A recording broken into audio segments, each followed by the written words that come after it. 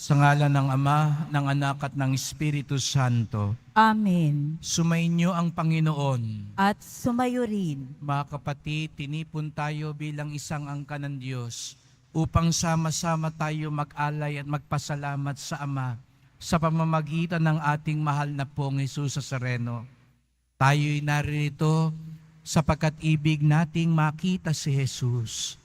At kay Jesus, matatagpuan natin ang kaligtasan at buhay na walang hanggan. Kaya't buksan natin ang ating puso ng may kapakumbabaan. Humingi tayo ng tawad sa Diyos.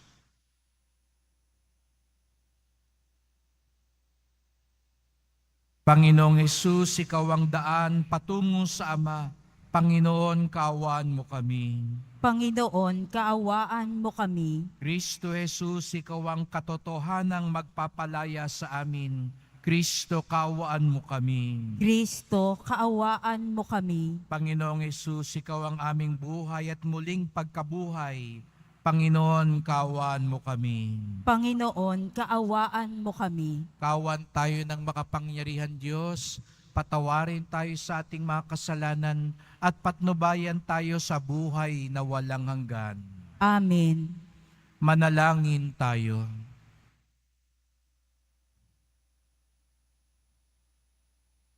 Ama naming makapangyarihan, alang-alang sa dakilang pag-ibig ng iyong anak na siyang nagbunsod upang mahalin niya ang lahat. Ano pat kusa niyang inako ang mamatay para sa sanlibutan, kami naway masigasig na tumahak sa kanyang dinaanan, sa iyong pag-akay at sa kanyang pamamagitan, kasama ng Espiritu Santo, magpasawalang hanggan. Amen. Magsiupo muna ang lahat. Pagbasa mula sa aklat ni Propeta Jeremias. Sinabi ng Panginoon, darating ang panahon na gagawa ako ng bagong pakikipagtipan sa Israel at sa Huda. Ito'y di gaya ng tipang ginawa ko sa kanilang mga ninuno nang ilabas ko sila sa Ehipto. Bagamat sumira sila ng kasunduan namin, nagtiyaga ako sa kanila. Ganito ang gagawin kong tipan sa Israel. Itatanim ko sa kanilang kalooban ang aking kautusan. Isusulat ko sa kanilang mga puso. Ako'y magiging kanilang Diyos at sila ang magiging bayan ko. Hindi na nila kailanman turuan ng isa't isa upang makilala ang Panginoon. Lahat sila, dakila't hamak, ay makakakilala sa akin, sapagkat patatawarin ko sila sa kanilang maling gawain at hindi ko na gugunitain pa ang kanilang kasalanan. Ang salita ng Diyos. Salamat sa Diyos. Diyos ko sa aki likain, tapat na puso't loobin. Diyos ko, sa aki likain, tapat na puso't loobin. Ako'y kaawaan, o mahal kong Diyos, sang-ayon sa iyong kagandahang loob. Mga kasalanan ko'y iyong pawiin, ayon din sa iyong pag-ibig sa akin.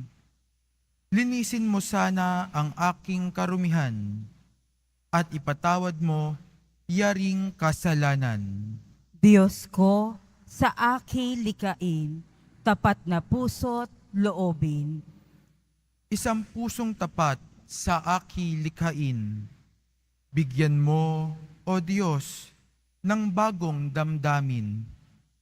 Sa iyong harapay, huwag akong alisin. Ang Espiritu mo ang papaghariin. Diyos ko, sa aki likain, tapat na puso't loobin. Ang galak na dulot ng iyong pagliligtas. Ibalik at ako ay gawin mong tapat. Kung magkagayon na, aking tuturuang sa iyo lumapit ang makasalanan. Diyos ko, sa akin likain, tapat na puso't loobin.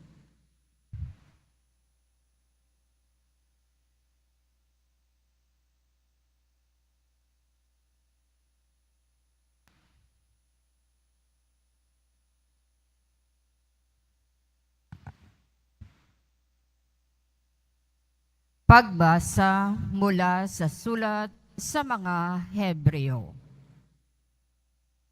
Mga kapatid, noong si Jesus ay namumuhay rito sa lupa, siya'y dumalangin at lumuluhang sumamo sa Diyos na makapagliligtas sa kanya sa kamatayan. At dininig siya dahil sa lubusan siyang nagpakumbaba. Bagamat siya'y anak ng Diyos, natutuhan niya ang tunay na kahulugan ng pagsunod sa pamamagitan ng pagtitiis. At nang maganap na niya ito, siya'y naging walang hanggang tagapagligtas ng lahat ng sumusunod sa Kanya.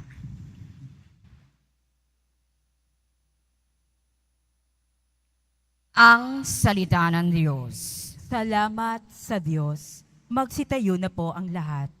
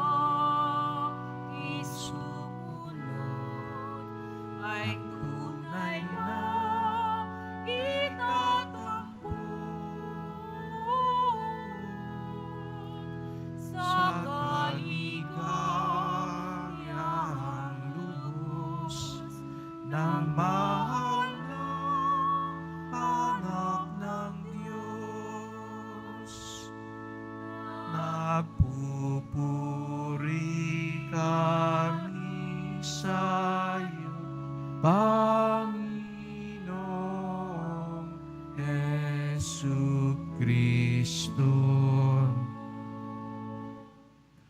Sumainyo ang Panginoon. At sumayo rin Ang pagpapahayag ng mabuting balita ng Panginoon ayon kay San Juan. papuri sa iyo, Panginoon. Noong panahon yun, kabilang ang ilang Griego sa mga pumunta sa pista upang sumamba. Lumapit sila kay Felipe na taga Bethsaida, Galilea at nakiusap, "Ginoo, ibig po naming makita si Jesus." Sinabi ito ni Felipe kay Andres at sila'y dalaway lumapit kay Jesus at ipinaalam ang kahilingan ng mga iyon. Sinabi ni Jesus, "Dumating na ang oras upang parangalan ng anak ng tao. Tandaan ninyo, malibang mahulog sa lupa ang butil ng trigo at mamatay, mananatili itong nag-iisa. Ngunit kung mamatay, ito'y mamumunga ng marami. Ang taong labis na nagpapahalaga sa kanyang buhay ay siyang mawawalan nito. Ngunit ang napopuot sa kanyang buhay sa daigdig na ito, ang siyang magkakaroon nito hanggang sa buhay na walang hanggan. Dapat sumunod sa akin ang naglilingkod sa akin, at saan man ako naroroon, ay naroon din ang aking lingkod. Pararangalan ng Ama ang sinumang naglilingkod sa akin. Ngayon, ako'y nababagabag. Sasabihin ko ba, Ama, iligtas mo ako sa kahirapang daranasin ko? Hindi, sapagkat ito ang dahilan ko bakit ako naparito, upang danasin ang kahirapang ito. Ama, parangalan mo ang iyong pangalan. Isang tinig mula sa langit ang nagsabi, pinarangalan ko na ito at muli kong pararangalan. Narinig ito ng mga taong naroon at ang sabi nila, humulog. Sabi naman ng iba, nagsalita sa kanyang mga anghel. Sinabi ni Jesus, ipinarinig ang tinig na ito dahil sa inyo, hindi dahil sa akin. Panahon na upang hatulan ng sanlibutan. Itataboy ngayon sa labas ang pinuno ng sanlibutan ito. At kung ako'y maitaas, ilalapit kayo sa akin ang lahat ng tao. Sinabi niya ito upang ipakilala kung papaano siya mamamatay.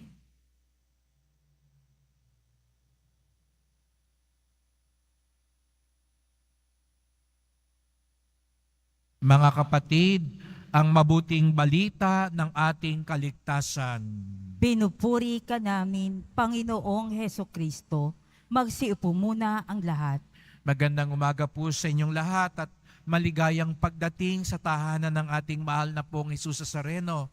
Binabati din natin ang mga nasa online, lalo na po mga may sakit, nag-aalaga sa may sakit, at mga kababayan, mga kadeboto natin mula sa iba't ibang panig ng bansa at daigdig na nais sumama sa misa dito sa Quiapo, sa Basilica Minor at Pambansang Dambana ni Jesus Nazareno.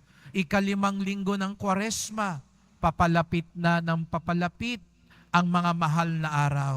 At tayo narito, linggo na naman, araw ng Diyos, araw ng simbahan, at higit sa lahat, araw ng ating pinakamamahal.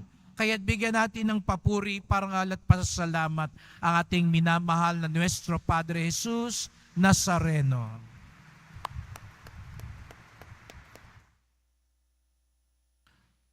Huling palakpak na yan dahil sa isang linggo, mga mahal na araw na. At tayo'y papasok sa pinakabanal na panahon ng taon. At napakaganda na bago tayo pumasok sa mahal na araw, narinig natin muli. At di po ba ito ang naging tema natin nung nakaraang kapistahan nung Nazareno? Ibig po naming makita si Jesus. Narinig na naman natin ngayon ang kahilingang ito, ang hiyaw na ito, ang pagkagutom na ito. Ibig po naming makita si Jesus.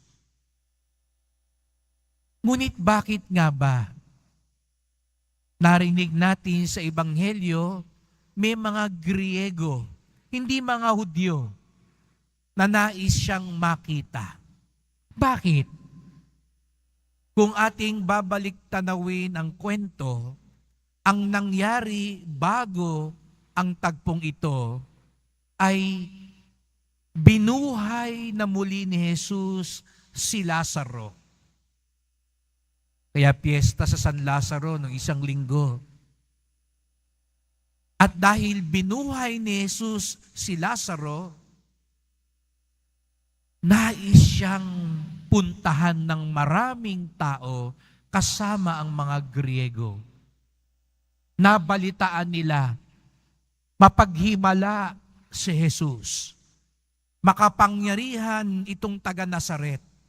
Bumubuhay na mga patay, nagpapagaling na mga may sakit, nagpapakita ng mga bulag, nagpapalakad ng mga lumpo, nagpapakain ng mga nagugutom.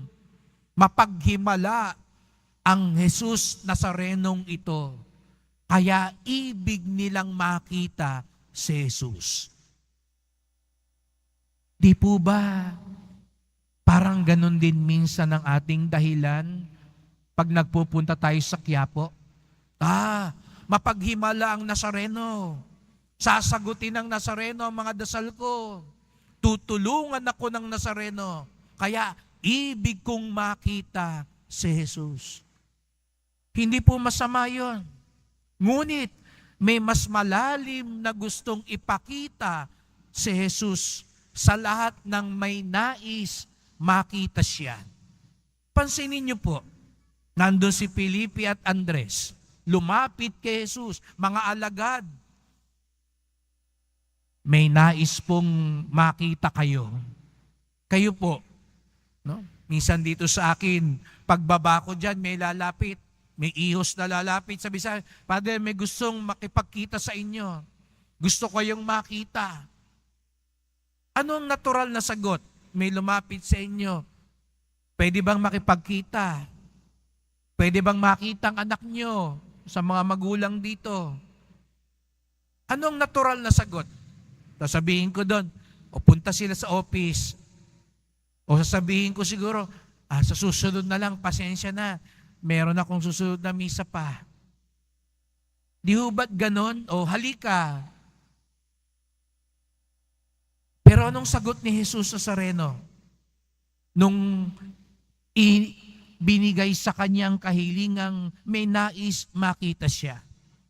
Sabi ba ni Jesus, halika, nasaan yung gusto makipagkita sa akin? O saka na lang? Hindi. Anong sagot ni Jesus Nazareno? Dumating na ang oras upang parangalan ng anak ng tao. Parang ang layo ng sagot. At ang sabi niya, tandaan ninyo, malibang mahulog sa lupa ang butil ng trigo at mamatay, mananatili itong nag-iisa. Siguro sa loob-loob ng mga Grego, gusto lang namin makita itong si Jesus. Ba't kamatayan ang pinag-uusapan? Mahulog sa lupa. Ang lalim naman. Anyari? Ba't ganon? Pero dahil yon ang gustong ipakita. Gusto nyo ba akong makita? Gusto nyo bang makita ang tunay na Jesus? Gusto nyo bang makita ang kapangyarihan, ang himala, at ang buhay na ibinibigay ni Jesus Nazareno? Makikita natin yan sa Biyernes Santo. Kaya nga nakita nyo ngayon, nakatabing lahat, maliban sa krus. Sa ibang simbahan, pati ang krus nakatabing. Ngunit sa Biyernes Santo, tatanggalin ang lambong ng krus, itataas ang krus, ipapakita sa atin si Jesus Nazareno, nakabayubay sa krus. Sapagkat yon ang ibig talaga nating makita. Ibig po naming makita si Jesus. Si Jesus na nasa krus. At ano bang ipinakita ni Jesus sa krus? Ang kapangyarihan, ang himala, at ang buhay ng Diyos. Pero bago mangyari ang himala, para mamalas mo ang kapangyarihan, para matanggap mo ang pag-ibig ng Diyos, kailangang mamatay sa sarili. Yun ang wag natin kakaligtaan. Wag tayong tumalon agad sa himala. Wag tayong magmadali sa biyaya at kapangyarihan. Hindi tayo narito para pengi, no? Pengi muna, pengi noon. No? Kaya may biro, si Bishop Bacani ang alam kong lagi nagsabi noon, dapat ang pagpasok natin, ang unang hiyaw natin, Panginoon. Hindi raw pengi noon. Kasi ang pagpasok pa lang, pengi noon na eh. Pahingi noon. Pahingi agad ang gusto natin eh. Purihin muna natin siya. Tunghayan muna natin siya. Tingnan muna natin ang Panginoon. At hindi po ba ganun ang itinuturo lagi ni Jesus Nazareno? Yung kabalintunaan, kaya nga naghahanap kayo ng buhay, naghahanap kayo ng kapangyarihan, kamatayan, kawalan ng sarili, yung kabalintunaan, Di po ba madala si Jesus Nazareno sa mga tinatawag nating kabalintunaan? Gusto mong mauna, magpahuli ka. Sa mundo, hindi minsan maintindihan yun eh. Kasi gusto mong mauna, makipagbalyahan ka. Utakan mo yung isa. Pagkaisahan nyo yung iba. Pero kay Jesus Nazareno, gusto mong mauna, magpahuli ka. Gusto mong tumanggap, magbigay ka. Tayo gusto mong tumanggap, kumabig ka ng kumabig. Ang tunay na deboto, ang tunay na alagad, gusto mong tumanggap, magbigay ka. Gusto mong maging dakila, gusto mong ikaw ang boss, ikaw ang amo, maglingkod ka. Maging katulad ka ng alipin. Gusto mong maging mataas, magpakababa ka. Kaya naalala nyo, sabi ko nung prosesyon, gusto nyo talagang tumaas, bumaba kayo. Yung mga hindi sumampa, yun ang itataas ng Nazareno. Gusto mo maging malakas, magpakahina ka. Gusto mo maging mabunga, katulad ng butil ng trigo, magpatanim ka, mahulog ka, at mamatay sa sarili. Yun ang ipinakita ni Jesus sa atin. Yun ang tunay na ibig nating makita, mga kapatid. At napakaganda ang ibinigay na larawan ni Jesus Nazareno nung gusto siyang makita ng mga tao. Gusto niyong makita kung iangat. Kaya nga sabi niya, darating ang panahon, ako'y itataas na. Di ba ganun ang ginawa sa kanya sa krus? Itinaas siya. Pero bago siya itinaas, para pakita sa lahat na siya ang tagapagligtas ng lahat at ilalapit ang lahat sa kanya. Ano yung ginawang larawan ni Jesus? Yung butil na nahulog sa lupa. Alam niyo po, nitong mga nakalipas na araw, yun yung pinaglalaroan kong pagnilayan. Ang gustong tumaas, matuto munang mahulog. Yung dalawang salitang yon, taas, hulog. Pero kung gusto mo tumaas, matuto kang mahulog sa ngalan ng pag-ibig, sa ngalan ng kabutihan, sa ngalan ng Diyos. At nung minsan ako'y naupo dyan po at sa kadalasang ginagawa kong pagdarasal sa Nazareno, hindi po ba ganun ang ipinapakita niya sa atin? Yung kabalintunaan na ang mga itinaas, yung mga nahulog. Hindi po ba kapag nakatingin tayo sa Nazareno, nakita natin siyang nakatingala at tumataas, bumabangon. Pero bago mangyari yon, nahulog muna siya. Nadapa muna siya. Pumasan muna siya ng krus. Ito ang ipinapakita niya sa atin, mga kapatid. Kung gusto mong mataas, kung gusto mong maiangat, katulad ni Jesus Nazareno, matuto ka munang mahulog. Matuto ka munang mamatay sa sarili. Patayin ang anumang makahadlang sa atin, makaangat at makalapit sa Kanya. Pag namatay daw yung galit na kumakain sa puso natin, diyan mabubuhay ang pag-ibig. Pag namatay yung pagkamaramot sa atin, diyan mabubuhay ang pagiging bukas palad. Pag namatay yung paghihiganti, diyan mabubuhay ang kapatawaran. Pag namatay ang kasalanan sa atin, diyan mabubuhay ang biyaya sa atin. Kaya mga kapatid, ipagdasal natin na tuwing tayo'y lalo na't nagsisimba, nagdarasal, sa puso natin, hindi man natin sabihin, ang hiyaw ng bawat isa sa atin, ibig po naming makita si Jesus.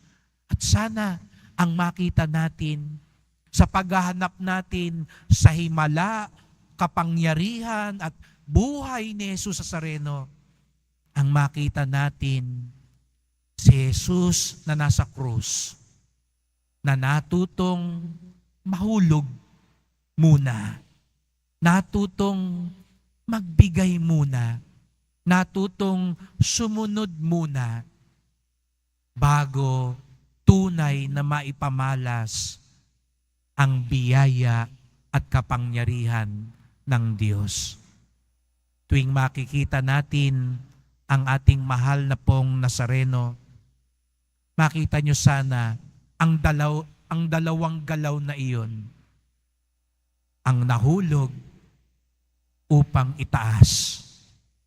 Dahil kung hindi ka matutong mahulog sa ngalan ng Diyos, kailanman hindi ka maitataas ng Diyos. Kaya't sa pagpapatuloy ng misang ito, magdasal po tayo. Mahal na pong Jesus Nazareno, ibig po namin kayong makita. Opo, narito kami dahil nais naming makita, maranasan ang iyong kapangyarihan, himala, pag-ibig at buhay.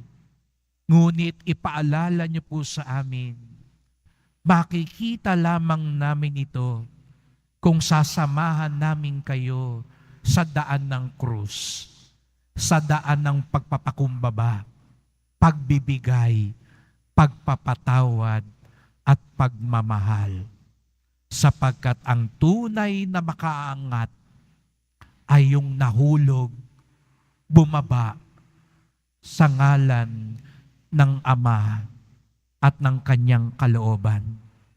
Mahal na pong Jesus Nazareno, papalapit na ang mga mahal na araw.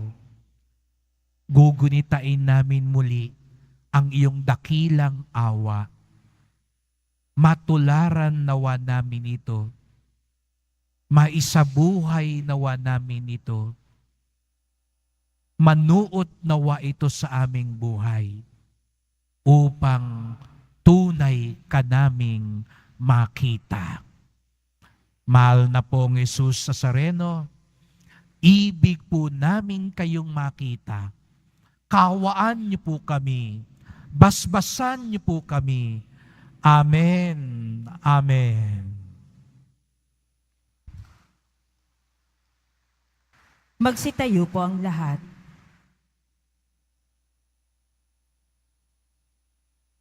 Sumasampalataya Sa Diyos amang makapangyarihan sa lahat, na may gawa ng langit at lupa, sumasampalataya ako kay Jesucristo, iisang anak ng Diyos, Panginoon nating lahat. Nagkatawang tao siya, lalang ng Espiritu Santo, ipinanganak ni Santa Mariang Birhen, pinagpakasakit ni Poncio Pilato, ipinako sa krus na matay inilibing, nanaog sa kinaroroonan ng mga yumao. Nang may ikatlong araw, nabuhay na maguli, umakyat sa langit, naluluklok sa kanan ng Diyos amang makapangyarihan sa lahat. Doong magmumulang paririto at hukom sa nangabubuhay at nangamatay na tao. Sumasampalataya naman ako sa Diyos Espiritu Santo, sa banal na simbahang Katolika, sa kasamahan ng mga banal, sa kapatawaran ng mga kasalanan, sa pagkabuhay na muli ng nangamatay na tao, at sa buhay na walang hanggan. Amen. Mahal ko mga kapatid, manalangin tayo sa ating amang nasa langit upang tulungan tayo makatulad sa kanyang anak na nagmahal sa mundo at nag-alay ng buhay para sa ating kaligtasan. Ang ating tugon, Ama, dinggin mo ang iyong bayan. Ama, dinggin mo ang iyong bayan. Makita nawa kay Papa Francisco, mga obispo, mga pari, at mga relihiyoso ang kanilang pag-aalay ng sarili upang lahat ng mga Kristiyano ay patuloy na magbigay papuri sa Diyos at magsikap sumunod sa kanilang magandang halimbawa. Manalangin tayo. Ama, dinggin mo ang iyong bayan.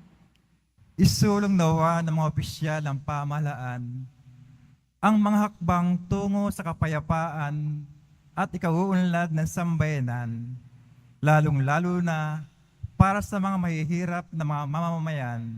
Manalangin tayo. Ama, dinggin mo ang iyong bayan. Maglaan nawa kami ng panahon para sa taimtim na pakikinig at pagsunod sa mensahe at diwa ng salita ni Kristo. Manalangin tayo. Ama, dinggin mo ang iyong bayan. Pakinggan nawa namin ang hamon ni Jesucristo na kami maging bukas palad at papagpatawad sa aming mga kapwa tungo sa landas ng pagbabagong buhay. Manalangin tayo. Ama, dinggin mo ang iyong bayan. Tanggapin nawa sa kaluwalhatian ng langit ang aming mahal sa buhay na pumanaw na mula sa daigdig na ito, pati na rin ang mga taong namatay na walang nakakaalala. Manalangin tayo. Ama, dinggin mo ang iyong bayan. Tahimik nating idulog ang iba pa nating kahilingan.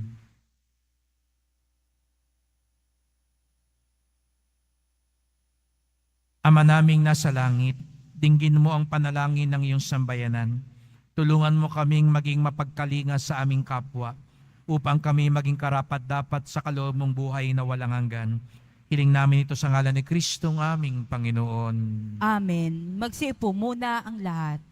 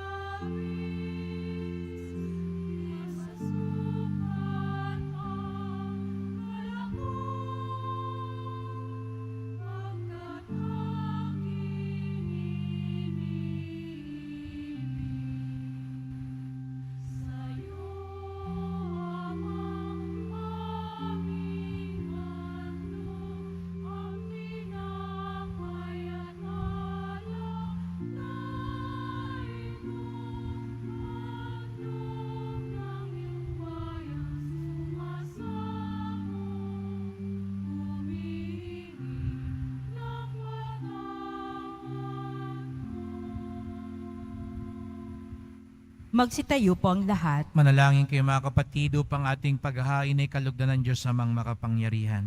Tanggapin nawa ng Panginoon itong paghahain sa iyong mga kamay, sa kapurihan niya at karangalan, sa ating kapakinabangan at sa buong sambayanan niyang banal. Ama naming lumikha, kami dumadalangin ang mga pinapagsaloob mo ng mga nilalaman ng pananampalatayang Kristiyano ay iyong gawing dalisay, pakundangan sa pinagdiriwang na paghahaing ito sa pamamagitan ni Jesucristo kasama ng Espiritu Santo, magpasawalang hanggan. Amen. Sumainyo ang Panginoon. At sumayo rin. Itaas sa Diyos ang inyong puso at diwa. Itinaas na namin sa Panginoon. Pasalamatan natin ang Panginoong ating Diyos. Marapat na siya ay pasalamatan. Ama naming makapangyarihan, tunay ngang marapat na ikaw ay aming pasalamatan sa pamamagitan ni Jesucristo na aming Panginoon. Sa pagbabakasakali mong kami bubuti, isinugo mo si Jesucristo upang pangunahan kami bilang pagsunod sa iyong atas na bigay. Ipinahayag ng iyong anak ang iyong kalooban ng mga apitdukay kanyang damayan. Ngayon ay iyong inihahandog ang pagkakataong aming maisaloob ang kanyang ganap at kusang paglingkod upang sa iyo lagi kaming makasunod. Kaya kaisa ng mga anghel nagsisiawit ng papuri sa iyo nang walang humpay sa kalangitan, kami nagbubunyi sa iyong kadakilaan.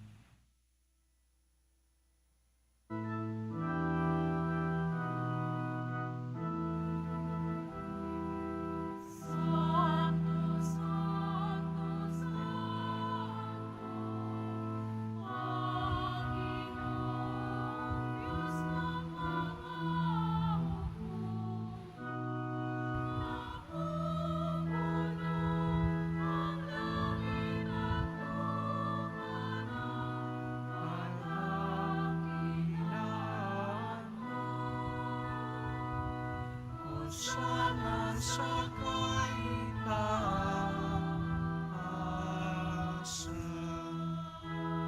pinagpalang na Panginoon, sa ngalan ng Panginoon, sana sa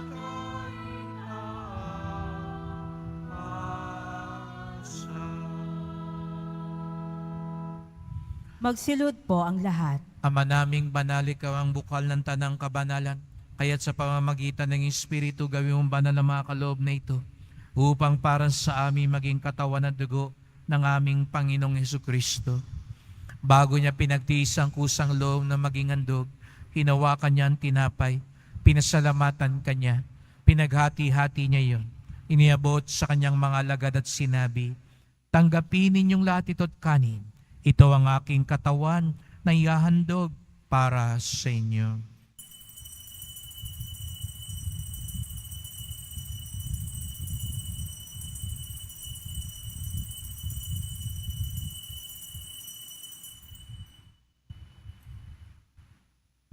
Gayon din naman nang matapos ang hapunan, hinawakan niya ang kalis, muli kanyang pinasalamatan.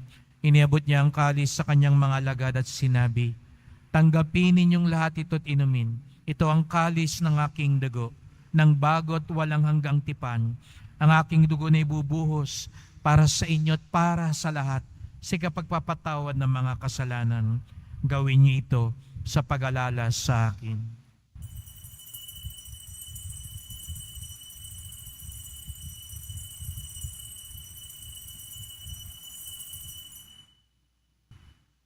Magsitayo na po ang lahat. Ipagbunyi natin ang misteryo ng pananampalataya.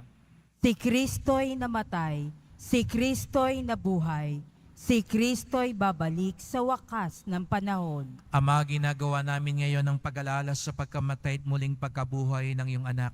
Kaya tinalay namin sa iyo ang tinapay nagbibigay buhay at ang kalis na nagkakalob ng kaligtasan. Kami nagpapasalamat dahil kami yung minarapan na tumayo sa harap mo para maglingkod sa iyo. Isinasamo namin kaming magsalo-salo sa katawan at dugo ni Kristo ay mabuklod sa pagkakaisa sa pamamagitan ng Espiritu Santo. Ama, lingapin mong yung simbahang laganap sa buong daigdig. Puspusin mo kami sa pag-ibig kaysa ni Francisco naming Papa, ni Jose naming Obispo at ng Tanang Kaparian. Alalahanin mo rin ang mga kapatid naming nahimlay na may pag-aasang sila'y muling mabubuhay. Gayon din ang lahat ng mga pumanaw. Kawan mo sila't patuloyin sa iyong kaliwanagan. Kawan mo at pagindapating kaming lahat na makasalo sa iyong buhay na walang wakas, kaisa ng mahal na Biring Maria, Ina ng Diyos, ng kabiyak niyang pusong si San Jose, ni San Juan Bautista at lahat ng mga banal na namuhay dito sa daigdig ng kalugod-lugod sa iyo, may pagdiwang nawa namin ng pagpupuri sa ikararangal mo sa pamamagitan ng iyong anak, naming Panginoong Jesucristo. Sa pamamagitan ni Kristo, kasama niya at sa Kanya, ang lahat ng parangal at papuri ay sa iyo, Diyos Amang makapangyarihan, kasama ng Espiritu Santo, magpasawalang hanggan.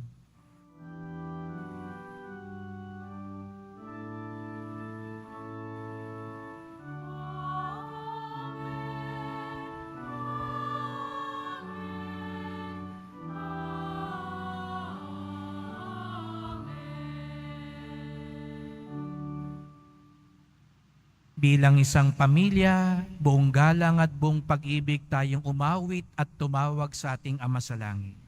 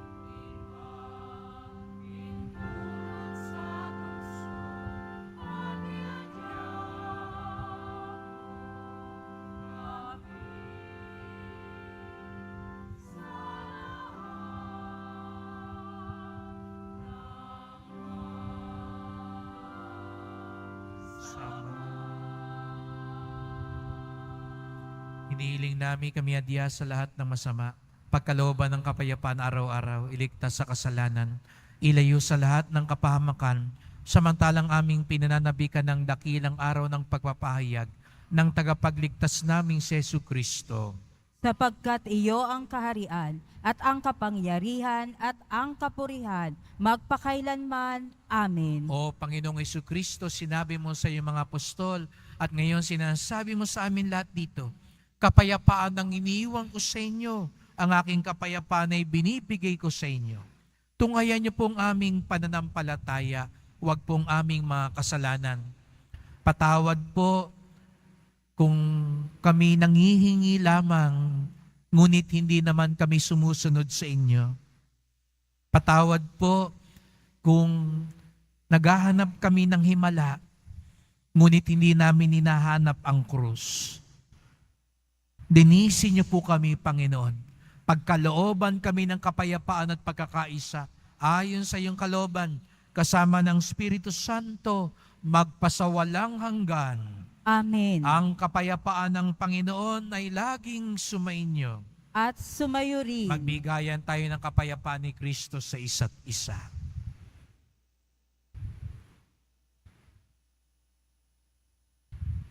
Kordero ng Diyos na nag-aalis ng mga kasalanan ng sanlibutan, maawa ka sa amin. Kordero ng Diyos na nag-aalis ng mga kasalanan ng sanlibutan, maawa ka sa amin. Kordero ng Diyos na nag-aalis ng mga kasalanan ng sanlibutan, ipagkaloob mo sa amin ang kapayapaan. Magsilod po ang lahat. Narito si Jesus Nazareno, ang pinarangalan ng Ama sapagkat siya'y nagpakababa. Ang kordero ng Diyos nag-aalis ng mga kasalanan ng sanlibutan, mapapalad ang inaanyayahan sa kanyang piging. Panginoon, hindi ako karapat-dapat na magpatuloy sa iyo, ngunit sa isang salita mo lamang ay gagaling na ako.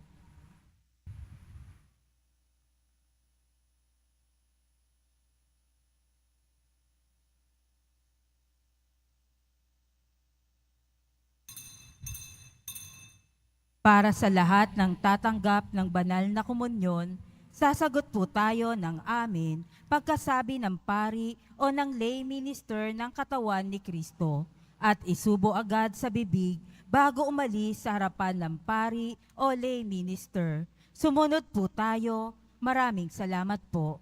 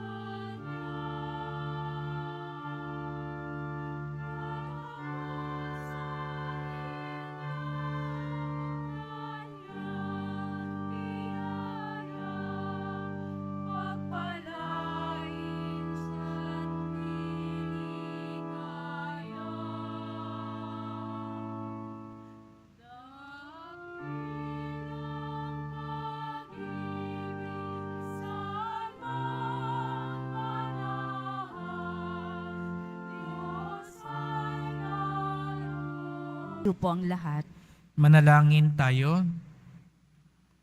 Ama naming mapagmahal, kaming nakikinabang sa katawan at dugo ng iyong anak, ay mapabilang nawang lagi sa mga kaanib niya na namamagitan kasama ng Espiritu Santo, magpasawalang hanggan.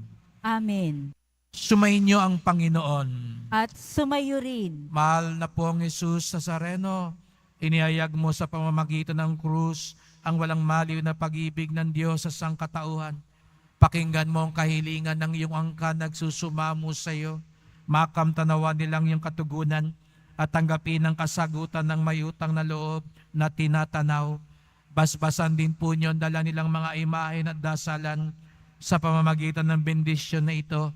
Naway maalala nila mga pangako sa binyag na ikaw ang kanilang ibigin at paglilingkuran bilang Panginoon magpasawalang hanggan. Amen. At pagpalain kayong lahat ng makapangyarihang Diyos, Ama at Anak at Espiritu Santo. Amen. Humayo kayong taglay ang awa at pag-ibig ng Pong Jesus Nazareno.